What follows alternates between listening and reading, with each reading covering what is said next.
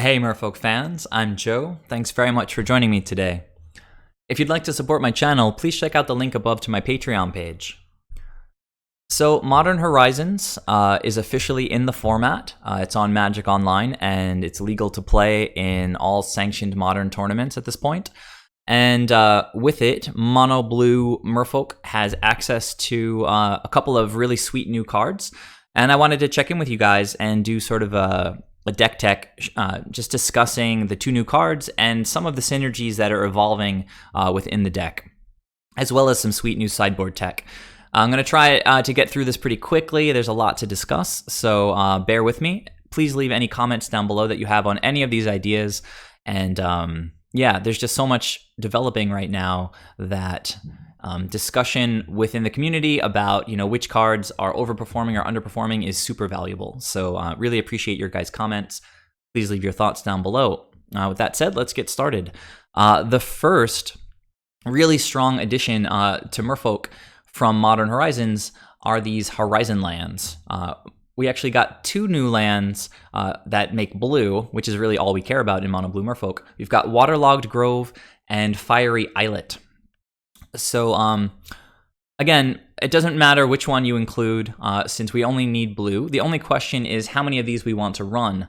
Horizon Canopy has been in the format since its inception, and it's been included as a playset to a lot of success in different decks like humans and elves. So running a playset of these new cards, Waterlogged Grove in my case, seems like a good place to start testing. There's the question, of course, as to whether 5 or 6 or 7 of these would be too much because we're just taking too much damage from our mana. And it's totally reasonable to be aware of that and afraid of that. Mono Blue Merfolk has always benefited from not taking damage from its lands. So it's it's a little bit intimidating adding these in, because playing against burn, it's a huge advantage to not have to shock yourselves to get access to your colors. However, in my testing over the last couple weeks, and in the testing of pretty much every other Merfolk pilot that I've spoken with, a playset of these lands seems to be where we want to be. I have gotten into only a couple of situations where games may have ended a turn earlier because I took a little bit of damage from these lands. I know there was a game against Mardu where they were attacking in with some flyers, with some tokens, and for exact lethal. And if I hadn't pinged myself with a Waterlogged Grove, I might have had one more chance to top deck.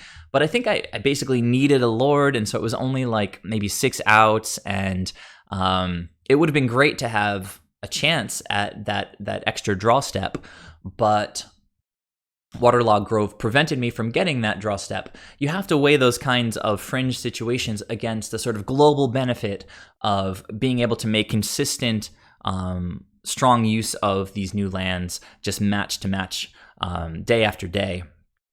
So there's basically two situations in our deck, and really I guess any deck, where this kind of Horizon land effect is going to be extremely powerful. The first one is where you want to draw one very strong particular card that can either win you the game or prevent you from losing the game. Pretty easy scenario that comes to mind is imagine you have, say 4 lands out and an AEther Vial, and all you need to do is draw a Lord. You've already got a Spreading Seas out, you've got a little army, but the opponent has blockers, and they're gonna maybe win next turn. You need to draw a Lord right now. You've got the AEther Vial on too. And with these Waterlogged Groves, you can go ahead and sacrifice both of them because your lands don't matter. You get 2 redraws to hit that Lord, whereas in the past with just basic islands, if you don't hit them on your draw step, it's just game over.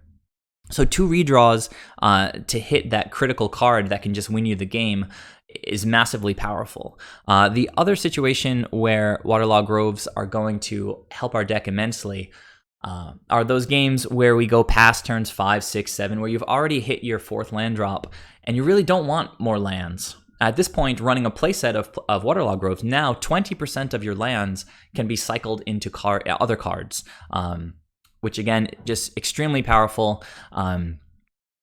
It just seems like a slam dunk, absolute must include in Mono Blue and really any other Merfolk variant moving forward. The other card that's been added to Mono Blue Merfolk that's made a big splash already is Force of Negation.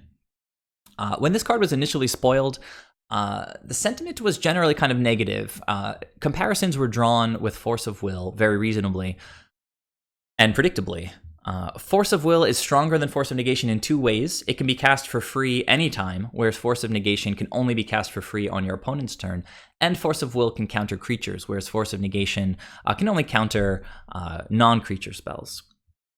Force of Negation does have a slight upside, though, in the fact that its casting cost is only 3, whereas if you want to hard cast Force of Will, you have to have 5 mana available. And actually kind of a big thing is that when you counter something with Force of Negation, it gets exiled. The card that you counter gets exiled. Force of Will just counters it and goes in the graveyard. Clearly, this is a really powerful clause for Modern because there's so many decks that rely on things being in the graveyard. So things that come to mind very quickly, immediately, Faithless Looting, Lingering Souls, Past in Flames. If you counter a Past in Flames against a Storm opponent who's trying to go off, it doesn't just go to the graveyard anymore where they can recast it. It just gets exiled. Similarly, a Dredge player on turn 1 might go for Faithless Looting to drop their Dredge creatures into the graveyard.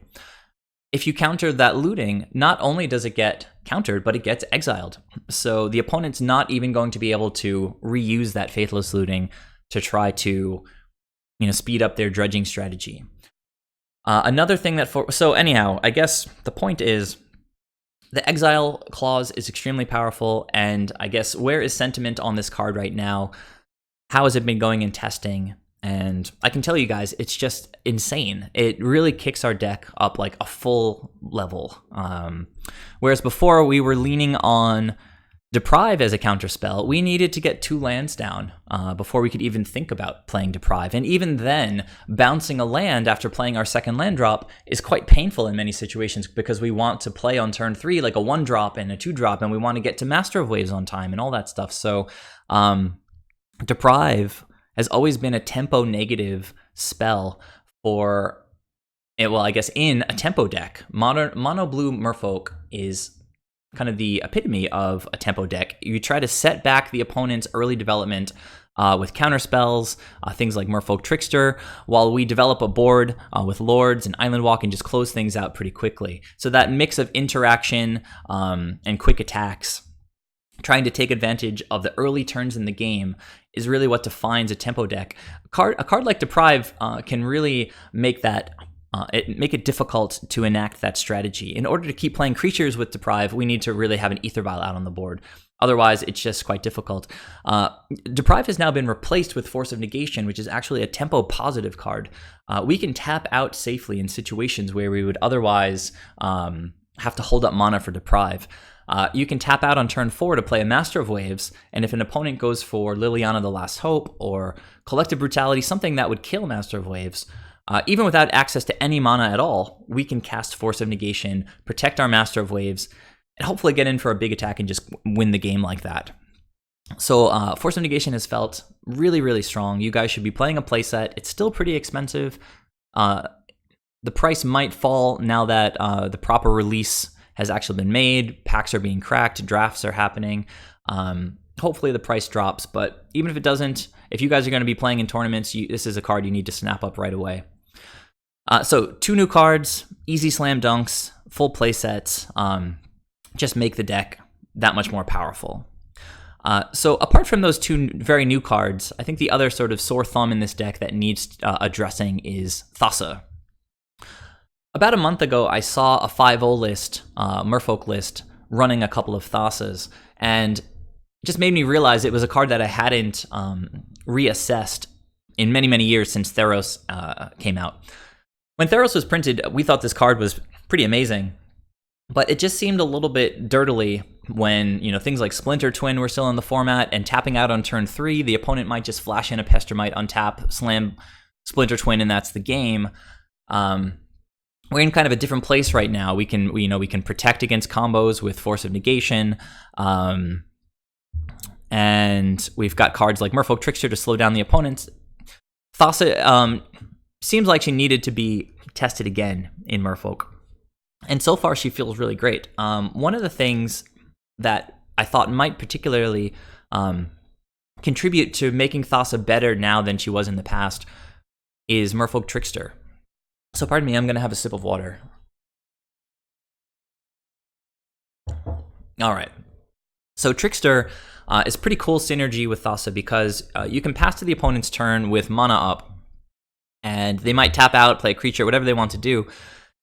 And at the end of their turn, you flash in Trickster. Suddenly, Thassa may well turn into a creature with all that extra devotion. Or maybe you flash in Trickster on the opponent's end step, untap, and play a Lord. Now, between Thassa and the other 4 devotion, Thassa is a creature.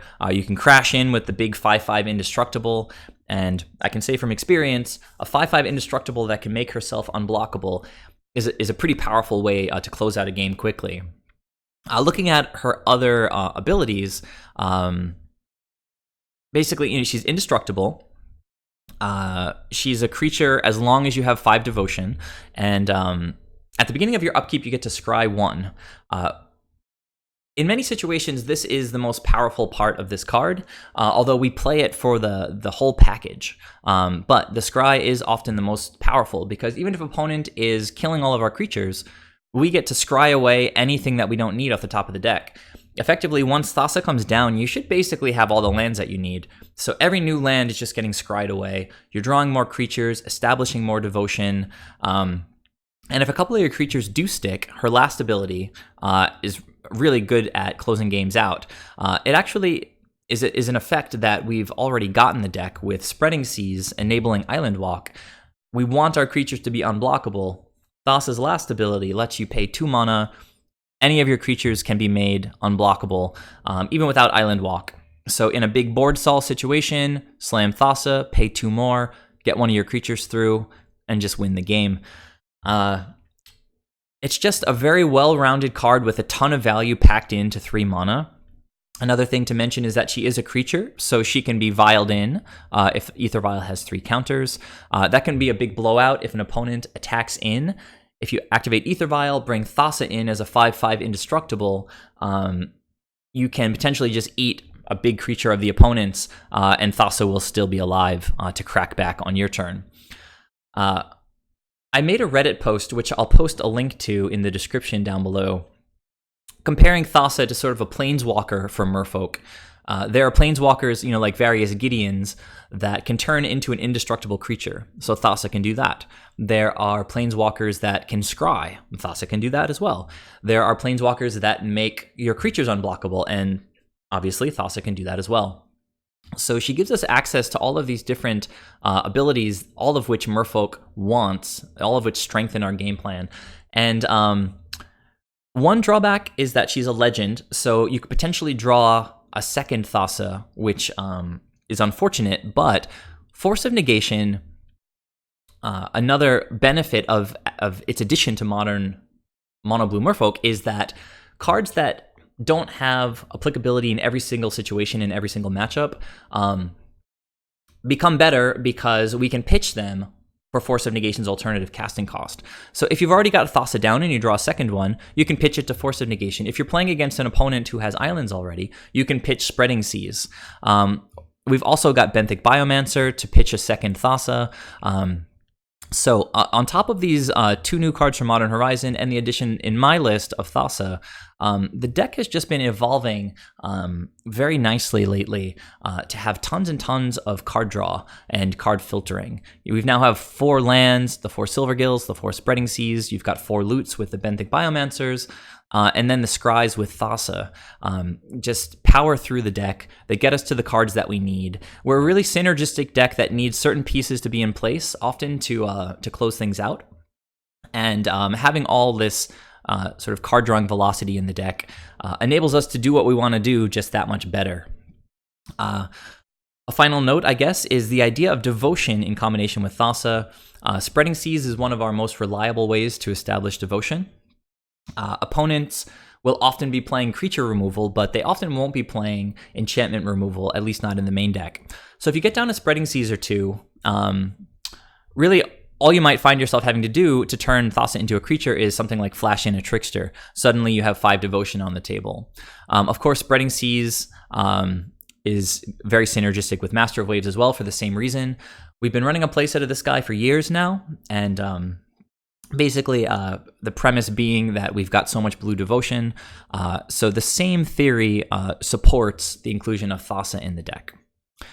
Including 2 Thassas leaves 2 other flex slots, and I've chosen to include a couple of Relic of Progenitus in the deck. The floor on Relic of Progenitus, which is to say sort of the worst it can ever be, is just paying 1 to cast it, paying 1 to cycle it. There's a ton of cards, actually really playable cards in Modern, that cycle for 2 mana. At its very worst, Relic can just cycle itself into another card. And that's a really great floor to have on any of your cards. As opposed to, for example, something like a Doomblade or Fatal Push against a deck with no creatures, right? Some decks are just going to have dead cards in certain matchups. Relic of Progenitus never suffers from that problem. Whereas the ceiling, the best that Relic of Progenitus can do, it can just straight up win games against entire strategies. You have this new deck that's being fueled by Hogak, the Arisen Necropolis, I think is the name, another card from Modern Horizons. It's all about the graveyard. Relic of Progenitus just can totally hose that deck. Obviously, Dredge. It does a great job against blue-white control, making sure that Snapcasters don't get value. There's a ton of options for these 2 flex slots. Everything from more 1-drops, a Curse Catcher, Mistcaller, Regery, Vendilion Click, Kapala, Kira, more counter spells. But right now, Relic just seems particularly well placed, so that's why I've chosen to put it here. Another thing to mention with Relic is its casting cost. Including 2 more 1 casting cost spells in the deck makes it that much more likely that we'll be able to play something on turn 1. Before Relic, we only had the 4 Benthic Biomancers and the 4 AEther Vials. Getting the 1-drop count up to 10 just makes it 25% more likely that we're going to be able to play a 1-drop on turn 1, which is pretty great. And it's been doing great in testing so far. So with that out of the way, let's go ahead and look at the sideboard quickly. First off, I've got the remaining Relic of Progenitus. It's that good against so many decks that I want 4 in the 75. There are enough graveyard decks in the format right now that I really want access to 6 pieces of graveyard hate. So Grafdigger's Cage as a pair rounds out my graveyard hate package. It's also great against decks like Devoted Company that run Collected Company and Court of Calling. Grafdigger's Cage will shut that off. Similarly against Vannifar Pod. Grafdigger's Cage doesn't let players put creatures into play from their libraries. So Vannifar doesn't work, Cord doesn't work, Coco doesn't work. So very strong card against so many decks. Also extremely powerful against Arclight Phoenix decks. The Phoenixes can't enter from the graveyard. They can't recast their Faithless Lootings. So very powerful, easy include in the sideboard. Play a couple of Echoing Truths just to get rid of extremely problematic permanents if they resolve through our counter spells. Ensnaring Bridge and Worship can be a pain in the butt. Also hits tokens. But we also still want some hard removal, again, for decks like Devoted Druid combo against black-green decks where they can win games with Dark Confidant, Scavenging Ooze. Some of those cards you just need to make sure they get off the table as soon as possible. Tireless Tracker. 3 Deprives. We've shifted Deprives, as I mentioned earlier, into the sideboard with the inclusion of Force of Negation in the main. However, I've only included 3 because I really wanted to put the full playset of Phyrexian Revokers in the sideboard. Now, this might seem kind of like a strange thing to include. It hasn't really shown up in winning Merfolk lists lately. Why am I on Phyrexian Revoker? Well, again, as with Thassa, I saw a recent list that was running Revoker. So it was this pilot named Aerostar. He has some interesting tech. He's running a couple of boomerangs. I think that was influenced by some of Nikachu's recent videos. He's got another boomerang in the side, but then you can see he's got these 2 Phyrexian Revokers. Now, in the Merfolk Discord, we were discussing the inclusion of this card, and it just seemed like such an obvious home run in the format because there's so many new planeswalkers. You've got new Little Teferi, new Narset, and then old Teferi, Jace, all the Lilianas, but beyond that, so many other things you can name with this. Again, I keep coming back to the Devoted combo because it's been showing up more and more with, I think it's called Eldamri's Call. It's just another creature tutor card that really turbocharges that deck, and it's just becoming more and more popular. Phyrexian Revoker can name Devoted Druid and just sort of shut off the combo.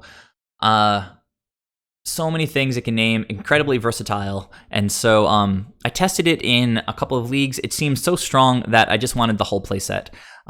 Against Tron, it's such a powerhouse. You can name anything that they play, essentially, has activated abilities. Namely, big targets are going to be Oblivion Stone, Karn, Ugin. It's anything that would kind of typically blow us out, Phyrexian Revoker can answer. Now, this little guy is weak. He dies to artifact removal. He dies to creature removal. But running the playset ensures that, you know, we're going to draw 1, have a chance of drawing 2. In case it gets removed, we can replace it and keep the effect on the table. Obviously, the card synergizes with AEther Vial. It synergizes with our win condition of just attacking with creatures. In that sense, it's way better in this deck than Pithing Needle, way better than Sorcerer's Spyglass because of the synergies. The best synergy that I need to sort of spell out a little bit, I think, is with AEther Vial, because if an opponent, just windmill slams their Teferi, and you have AEther Vial on 2, with Teferi on the stack, you activate AEther Vial, bring Revoker in, and name Teferi. In a sense, it's kind of like a counter spell. The Teferi is not going to be able to get activated. In the case of Big Teferi, the opponent was planning on untapping 2 lands. Now they're not even going to get to do that, so you can untap and just attack and kill Teferi right away. So Phyrexian Revoker has been an absolute house in my testing so far, and I highly recommend that you guys test him out in your sideboards as well. So that just about does it for my mono blue sort of update deck tech for you guys. I'm going to be making some gameplay videos for you, so please stay tuned for those. And please leave your thoughts down below. If you haven't subscribed, please do that. I really appreciate all you subscribers and the support you give to the channel. Please check out my Patreon page. I really also appreciate you patrons. Your support allows me to buy these kinds of new cards when they come out and start testing as soon as possible and then make these videos. So that's it. Thanks for tuning in. I'll see you guys in the next video. Bye.